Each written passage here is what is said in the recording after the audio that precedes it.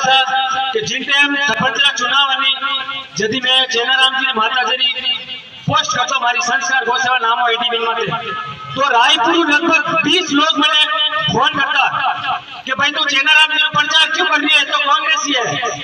मैं कि भाई मारी मर्जी मारी फेसबुक मैं प्रभावित हूँ काम प्रभावित हूँ तो थाने कई प्रॉब्लम रहेगी। मारी फेसबुक है मैं कहीं करूँ कि एक कांग्रेस से कट्टर नहीं करनी। मैं क्यों भाई यानी कमी बताओ जो हिंदुवादी बातें करे, जो हिंदुवादी नेता है इतनी गोचरी भूमि नहीं जो अतिक्रमणकारी रोकने बैठा व्यक्ति किया वो मारना प्रताप लगायो प्रतिरोध चोर की मूर्ति लगाई।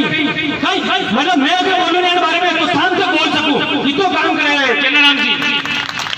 तो लगभग 20 लोग मैंने रायपुर फोन करता क्या पोस्ट नहीं करनी है थाने का लेने देना तू थार गांव नु ध्यान रख थारी गांव नी पंचायती कर यूनिवर्सिटी में आज इन मंच में आयो बटे और मैं मनु मार दिलू चाहतो कि चेनाराम जी भाई साहब प्रधान बने पर मैं कट्टर बीजेपी हूं। लेकिन अब जैसे हमारे गांव में बताऊं आपने कि लगभग 95% बीजेपी वोटर है और मैं चाहता हूं चेनाराम जी प्रधान बने।